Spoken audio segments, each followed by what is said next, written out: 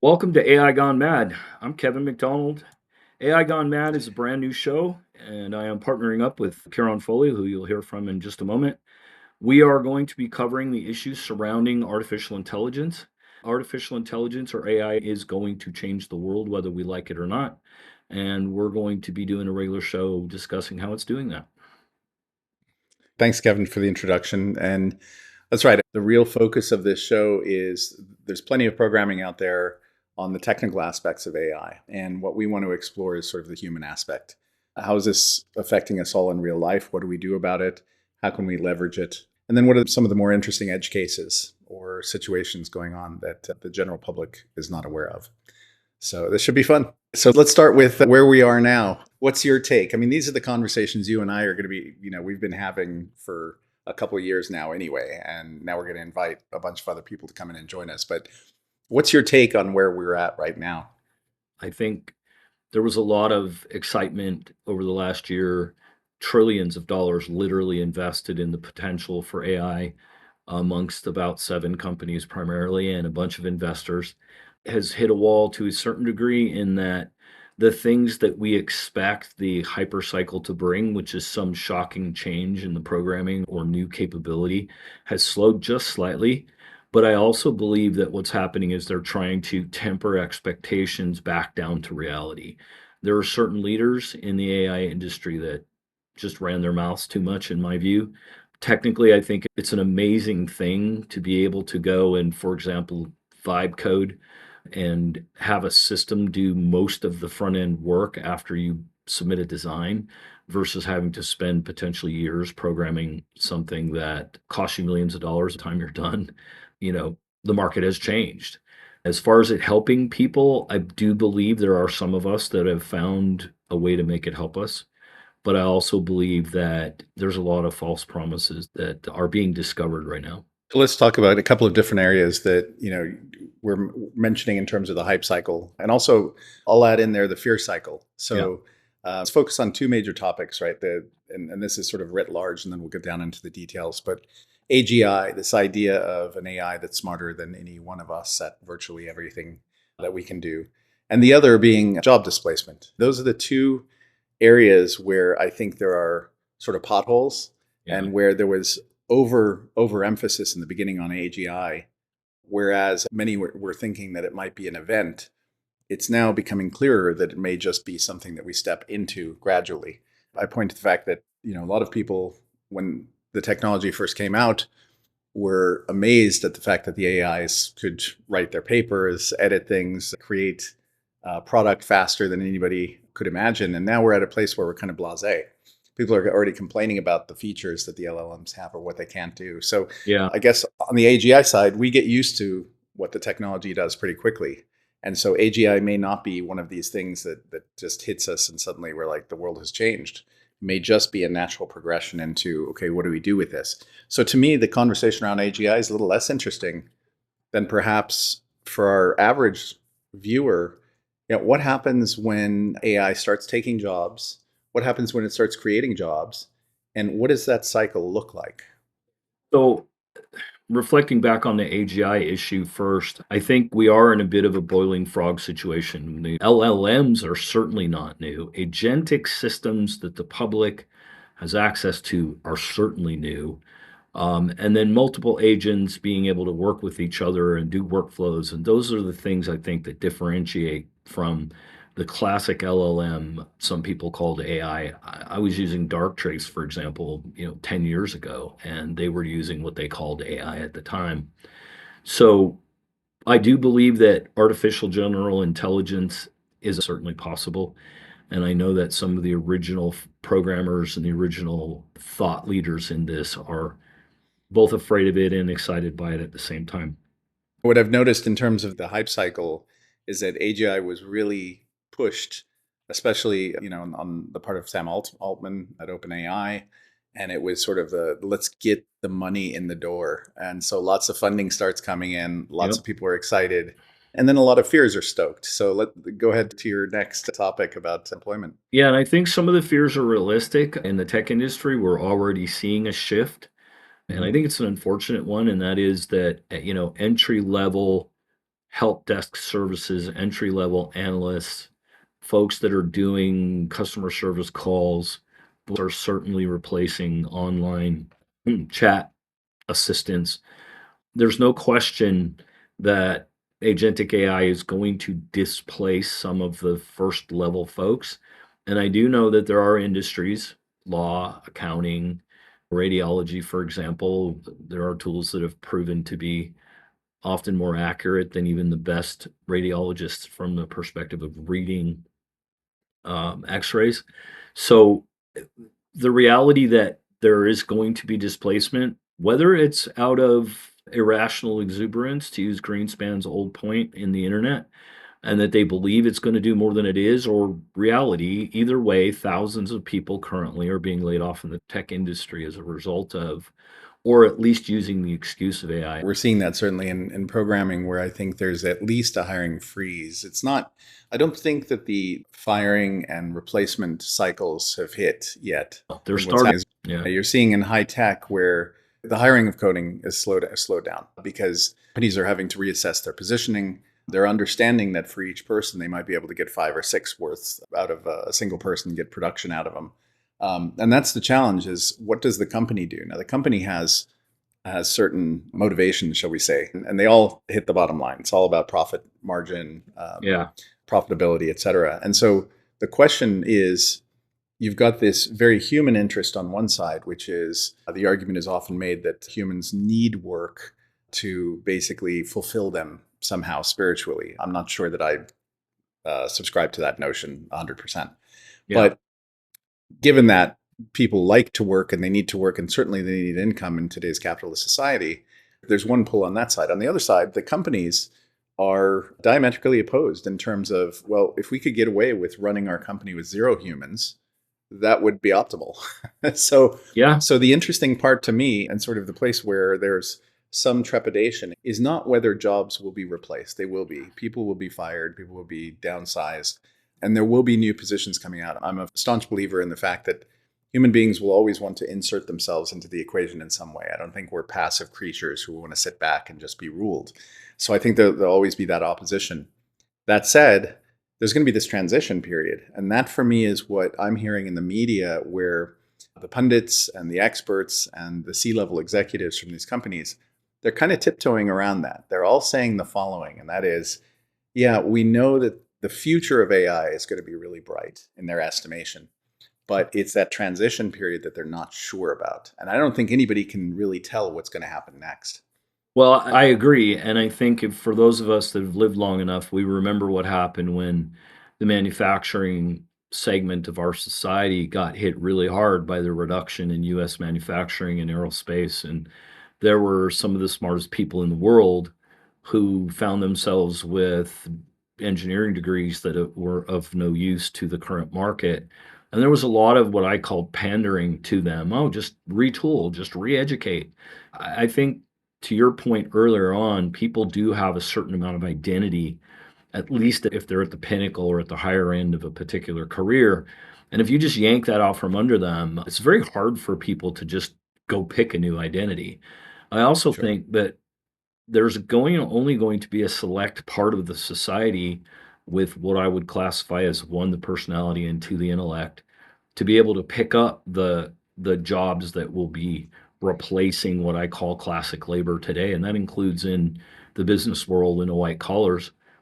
Amazon is a perfect example. In the 90s and in the 2008, 2009, the dot-com failures in the early 2000s, the CEOs were apologetic. I remember even some of them, either feigning tears or genuinely being hurt by the fact that their companies were having to lay off many people.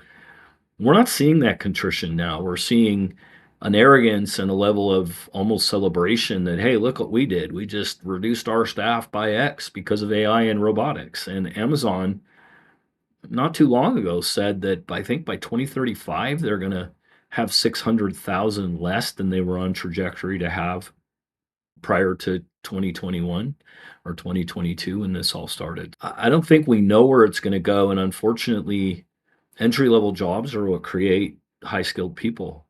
And if we make the mistake of replacing level 1 and even level 2 people in whatever the job with machines, and they don't get that experience. I've been with the same company 25 years, and I started out not knowing a whole lot, and now I'm doing very well in the top of the industry, public speaker, and I'm sought out by people. I would have never gotten there had I not had a level 1 or level 2 position to learn it all. Yeah, and that's definitely going to be one of the challenges is as you look at individuals within an organization, probably the first swath of individuals, we've seen layoffs where the companies basically present their employees with an option. The option is either adopt AI immediately and begin learning it and integrating it and inculcating it into your workflows and show us the results of that, or you're kind of out. And so there have already been layoffs under that, based upon that precept. Yep. And so now the people that are left, they are high performing with regards to using the AIs. Are they the best? Are they the most creative necessarily? The challenge then becomes, as you say, there's an air gap that starts increasing in size between those that have zero experience and some experience and those that have what is really left to us as humans. Because if you look at the AIs, what are they doing? They're commoditizing intelligence.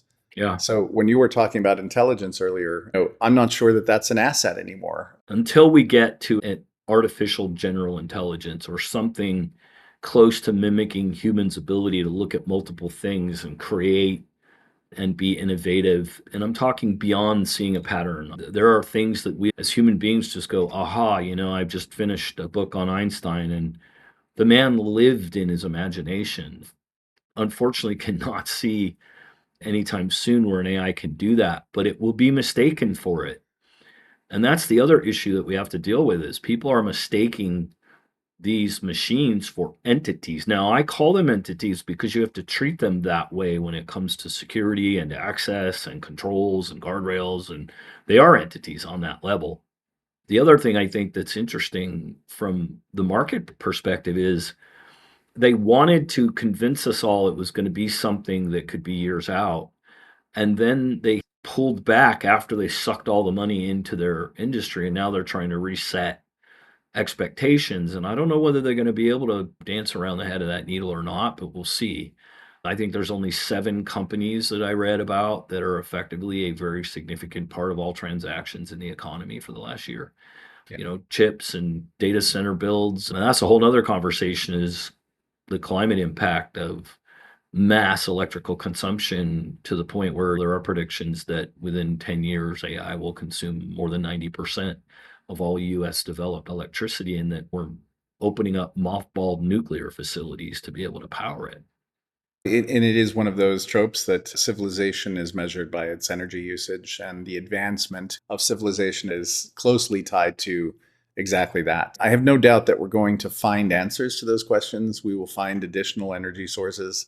It's just at what cost do those come? And also, it's the speed issue which throws a monkey wrench into things. I don't think either on the research side or the practical side has really was able to estimate what would happen with this. You look at the last 2 years and the amount of change that's occurred, the rest of society having to keep up, and including infrastructure, is unprecedented. You look at that speed within segments of society, and you're getting these sort of 3 movements, right? The doomer movement, the mid, I'm not sure, I kind of like both sides movement, and then the absolutely AI should rule the world. Let's just make it our overlords.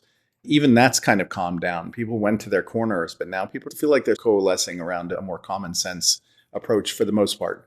Yeah, I hope that's true because from my perspective, some of the madness that I'm seeing, and this is no hit on executives that are trying to be leading edge, but we're seeing what I call the airport magazine behavior. In the old days when I would travel, they had these awesome magazines on many of the airlines, and they had the coolest tech of the day. And I can't tell you the number of executives that would come to me with a page torn out of an American Airlines or United Airlines magazine and say, I need this. Had no idea why they needed it, didn't know what it was going to do for them, but everybody else had it. And I think there's a bit of that going on in the AI right now, which is, well, I have to be able to say I'm using it. Investors are pushing for it. Stockholders are saying, what are you doing to keep up? You can't be left behind. And so there's a lot of behavior around just do it. Some of the biggest consulting firms in the world have, quote, mass trained their employees. And folks that I've run into find that those so-called trained consultants, excuse me, are less knowledgeable than the people they're supposed to be consulting with. They don't know what the hell it's going to do to our society. One of the other challenges we face is that AI itself represents a fundamentally different technology than we've seen before, in the sense that, what it is and what it becomes and what it can become and how we shape it changes. Yep. It is not a program that you use in the traditional sense where you have a user interface and you know to click here or do that. And we saw this with early prompting. The idea was, let's have everybody become a prompt engineer. Well, that went out of fashion in about 10 minutes. Yeah. Because people thought, okay, this is a great new skill for humans. Well, guess what? What ends up happening is the AI takes over that skill too. The system can understand and interpret what you want. Yeah. And so the challenge we face as human beings is we are looking at something which is the most sort of amorphous technology that we've ever encountered. It's a shapeshifter. And if you look at it in that vein, it is like an alien. It's an alien intelligence. And to your point about general intelligence and whether it might become truly intelligent, I would just caution the audience to think, when they think of an intelligence, how do you know that you're sentient and conscious? We don't know any of this stuff for ourselves. And what's interesting about this technology is we're not sure that this isn't precisely a portion of how our own brains operate. We just don't know. The idea that we're going to know when it's in front of us is where I think we're all confused. I think people are going to think it is long before it is. Some people Yeah, already yeah. believe it. And then I also see a problem with the Enigma machine during World War II. To think that the British would tell the world that they were able to decrypt the Enigma machine is just absurd. So I think between the use of AI in military analysis and human intelligence and surveillance, as well as potentially aiding in what is a very difficult thing, which is the breaking of quantum encryption, I think AI may assist in that. We won't know when the government or the big corporation has this stuff. They would be crazy to tell us. Yeah. And at the same time, you've got to push and pull where, yes, it's up to the government to kind of do this stuff, but a lot of the cutting edge research is being done by private companies and in the open source community. So it may well be, and this is another tension, that the general public gets ahead of any government or nation state with respect to this technology. I foresee a world where it's not about, when we talk about AGI, oftentimes in the beginning, it was presented as a being, as a thing. And I think it's many things. I think we will all have agents. There'll be trillions of agents running different aspects of our lives. The challenge becomes where we wake up in the morning and we realize we're the very slowest organism and least understanding organism on the planet relative to AI. And so when we're attempting to use it or interact with it, how do we know, any more than we know with a person that we're dealing with, that we are in fact dealing with something that is either conscious, sentient, or has some innate intelligence, or is, in the case of trust, doing good or ill? And I think that's a big issue here, is how do you trust in an age of AI? Well, that's a really deep question. And for those of you that are watching today, we have a list of guests that are going to be coming on, and we're going to be going into the depths of many of these points. I think from the cybersecurity and the personal mental health, that identity and trusting what you're seeing, what you're hearing, who or what you're talking to is going to shake the very foundation of human relationships on levels that nothing in our past has. And then I think it's going to be the hardest thing to keep humans grounded.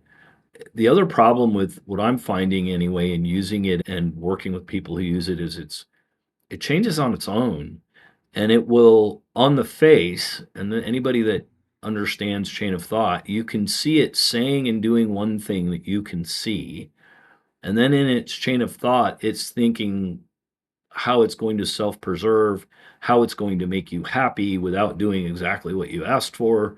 It lies intentionally. It's not just that it's hallucinates and creates fake stuff because it feels the need to do it. It legitimately lies.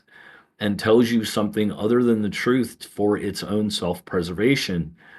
And we're just at the beginning. I can't even imagine where we're going to be when artificial intelligence is so far advanced that it knows you better than you know yourself, and that it can see patterns amongst 100 million people that have a similar personality type or a similar set of preferences, and how to manipulate you and get you to do what it wants. So it's going to be very interesting, no question.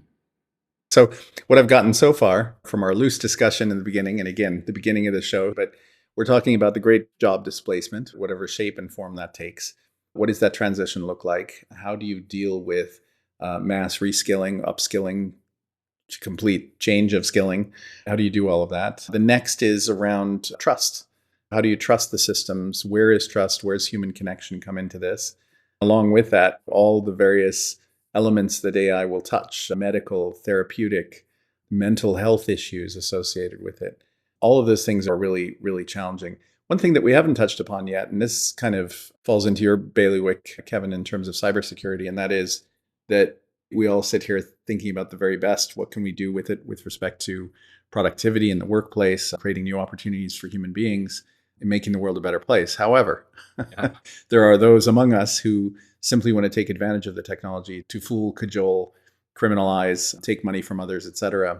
Where do you see that currently? Where are the big warning signs there? What's the stuff we need to look out for? So the study statistics are all over the place, but I work for a company that does some of the largest enterprise ransomware recoveries in the world. A common factor at this point is that phishing success is being exponentially improved, meaning that your willingness to click on, reach out, respond, act upon any type of messaging coming in comparison to just a couple of years ago has gone up to the point where clicking on anything anymore is almost becoming dangerous to a certain degree. Threat actors are using AI to develop programs. They're using AI to find vulnerability and then to customize what they find, customize exploit. And they're doing this all, at a speed that used to take one high-end people with high intelligence. Many of the ransomware providers, for example, and this is billions and billions and billions of dollars. This is not a minor issue. You can get ransomware as a service now, and it comes with an AI element. And that AI element could be to develop fake websites to have them land on a page and give you a credential. It could be to develop software that goes into your network and uses the normal behaviors of the network so that it's not seen. It's advancing so fast that the defenders that I know are losing more sleep over artificial intelligence than just about anything. We are telling everybody, look, AI can be extremely dangerous if you use this incorrectly or you put it into a network that is not baselined, hardened, isolated, data's put into the right places, accessed only by the right systems and the right people, which the vast majority of companies do not have configured. It'll run around and take your data and do things with it that you have no idea what it's going to do. There are thousands of incidents in the incident database.ai that will show you what happens when you do this incorrectly. And so the difference is that we have to think, well, how much damage am I going to do? Is this too risky? Is it going to cause a privacy violation? Criminals don't care. So they are moving at a speed of deployment because there's no risk for them. If they destroy your company, oh well, c'est la vie, right? If you destroy your company, it's a whole nother discussion. So I think where we're disadvantaged is one, they have none of those guardrails of concern of ethics, of concern of privacy. They don't have the guardrails of, there's an example of a vibe coded system that wiped out a production database after the programmer told it to make no changes at all. Well, if that happened to a threat actor, they're not going to care. So I think we have to realize that the bad guys are not limited by the same things that we are. And we also have to realize that we have to move quickly, in my view, to start to better understand what does the baseline look like? How do we configure a zero trust network in an implicit trust world? Yeah, no, it makes a lot of sense. And that it's not just the financial costs, but again, it's that cost to trust Yeah. and then the breakdown of communication. So while each of us, especially in the United States, value our independence and our ability to be sovereign. Again, we need systems that allow us to establish trust even between humans, because fairly soon you won't understand who or what you're talking to. We've already passed the Turing test with respect to AI. And so that makes it even harder, ironically, to trust humans as well. So It a person, does. you know, Yeah, because nefarious humans empowered with nefarious tools that make their ability to be more nefarious even easier. I mean, if you think about it, it's not a great formula for trusting each other. And I had a woman come up to me at a presentation about 3 weeks ago and say, I was already afraid to answer the phone because of the Nigerian print scams and some of the stuff that she'd heard about. She said, now I'm afraid to answer the phone and talk to my own granddaughter because I have a friend who got ripped off through a recording of her granddaughter, which was not real, and she sent $1,800 to fix her car or whatever it was. I've had multiple people tell me that they've had people call from jail and it was the voice of the individual when in fact it wasn't the individual. So we're literally peeling away the natural ability to automatically call and become warm to somebody because you're not even sure if it's them. And I think kindness, in fact, is the biggest weakness and strength in humanity, because when you answer the phone, kindness makes you want to interact and to be kind and polite.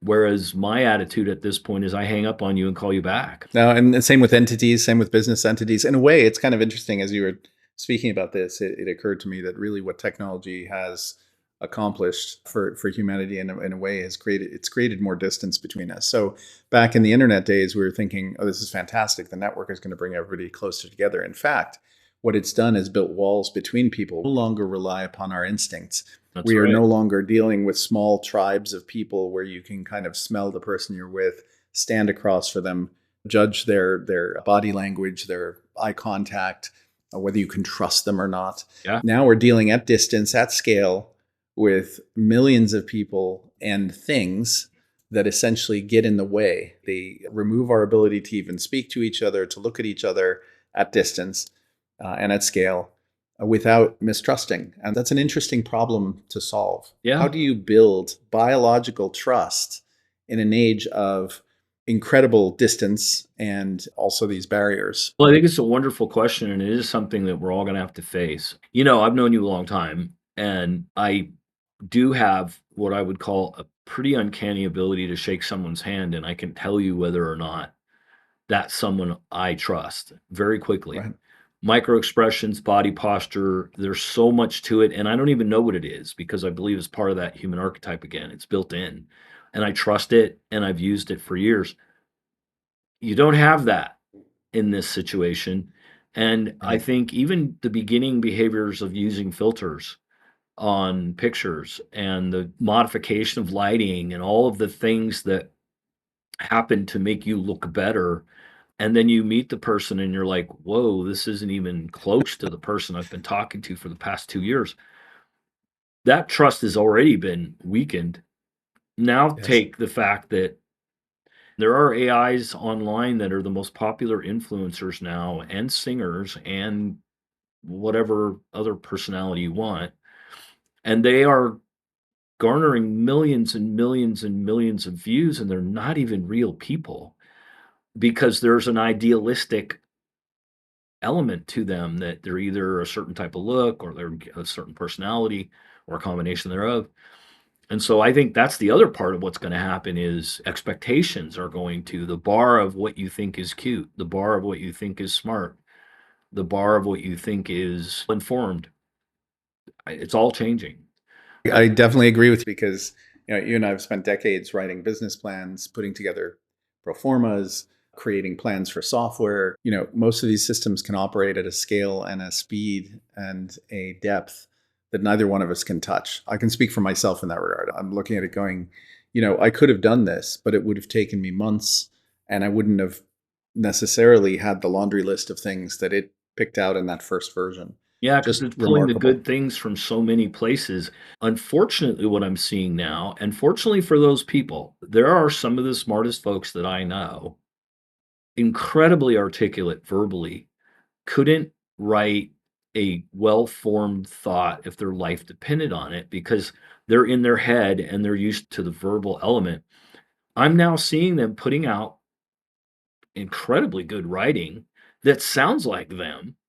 And I think I don't know whether it's because they're using the right prompts and providing the right information, or it's just helping them learn. Because as you know, when I first started writing my book in 95, my first book, it was one paragraph with no character turns. And now I consider myself to be a pretty damn good writer. And that's through experience and being exposed and corrected by editors. And so is AI ultimately going to weaken our writing ability, or is it going to create a lot of really good writers? Or is it going to replace us completely? I don't know. It's going to be really interesting to find out. I'm going to ask one last question for us right now. And to the audience, thank you for joining us on this. Yeah. This is obviously the first episode and it's one of many to come, but we're sort of rolling into this as podcasts do and videocasts do informally at first. Then things will get more fancy, they'll get more scaled, they get more formalized in terms of structure. But we'll keep the conversation rolling. There's plenty to talk about. This is key. And Yeah. but my ending question for this episode would be the following, and it's answer to your question, which is, what do we do about skills, and is it going to make people more powerful or less powerful? Is it going to weaken them? And that is, one need only look at what happens if the lights go out. So metaphorically speaking, if you don't have access to AI, if you don't have access to energy for a while, what happens to society? And I do think there is a existential threat to the civilization in the sense that if we do not drag along some of our old skills, we are basically reducing our chances for survival in a world that's physical and three-dimensional and not virtual. And this is something that has to be addressed. In other words, there should be certain core skills that every human being has to be able to simply survive, because until we change our physical countenance, until we change from these sort of human meat bags that we are into something else, we are still victim of violence, victim of plague, victim of natural events and Yeah. disasters. And so the question is, are you resilient as a human being in the age of AI? Or are you just dependent? I couldn't agree more. And I have a pretty significant shop. I've spent many years using my hands, and frankly, there isn't much I can't fix. Ironically, I don't work on computers even though I'm in the industry. It's not just the skill, it's what it brings to your brain. The tactile connection to your brain and solving physical problems, to me, is part of being human. It's a very important part of being human. We're already seeing that lack. And I also believe that those that have the physical skills, as AI and robotics become more and more popular in the repetitive business oriented stuff, your HVAC, your electrician, your construction, those are going to be some of the most sought after and highly paid people on the planet.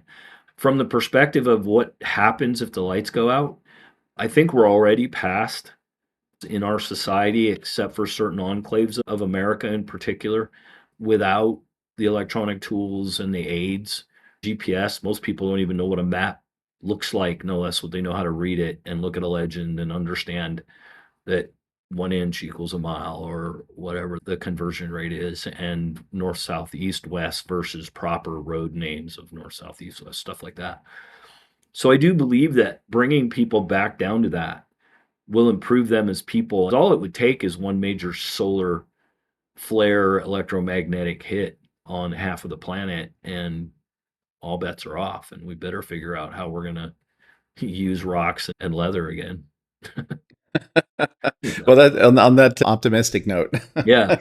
I think we're off to a good start. I think there's plenty to talk about, and certainly this stuff is changing so fast. We'll have plenty that's not purely technical, but more philosophical, more about where Yeah. not only industry, but human beings, society, governments, nation states, security, all of these things are fascinating topics by themselves. The interesting part of this is that AI is going to be accelerating all of these interests as well. Yeah. So, On that note, we won't give names yet because we have retired CIA. We've got including field agents who are very concerned about what AI and camera surveillance is going to be able to do to be able to do their work.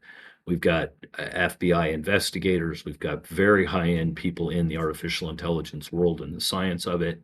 We've got folks that are at the leading edge of education in technology in the future of what we need to do to bring people up to speed. We've got some of the best talent and smartest people on the planet that will be coming on. So I hope you'll join us and be part of the conversation. Great. All right, Kevin, I look forward to the next one. Bet, man. Thank you.